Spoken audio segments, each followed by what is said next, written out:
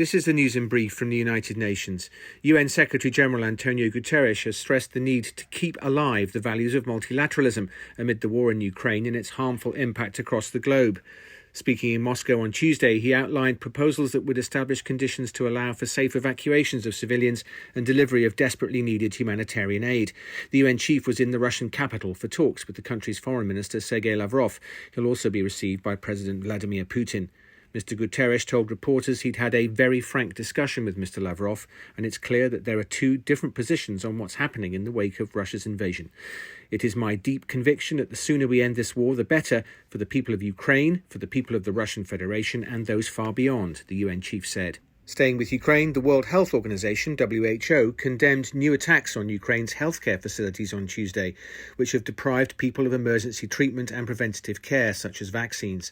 There have been 164 attacks on healthcare to date and 73 deaths as a result of those attacks, and 52 people injured, WHO spokesperson Banu Bhatnagar said.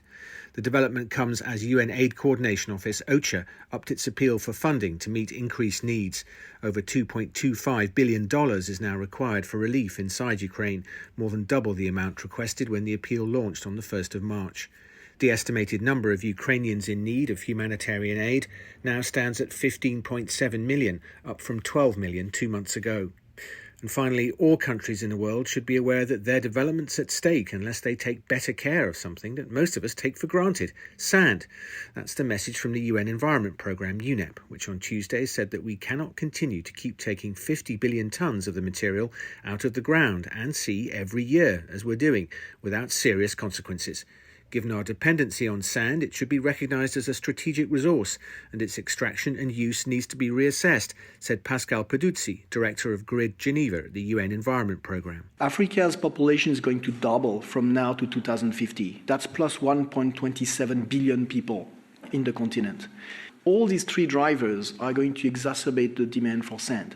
So if it's not anticipated by government, we're going to run out of the right sand because people are going to take it from the beaches, from the rivers, and that will have a competition between the food supply, the water supply. UNEP's Sand and Sustainability Report provides guidance gathered from world experts to switch to improved practices for the resources extraction and management. They say that although sand is a key construction material, governments, industries and consumers should also realise that keeping sand on coasts may be the most cost-effective strategy for adapting to climate change, as it protects against storm surges and sea level rise. Matt Wells, UN News.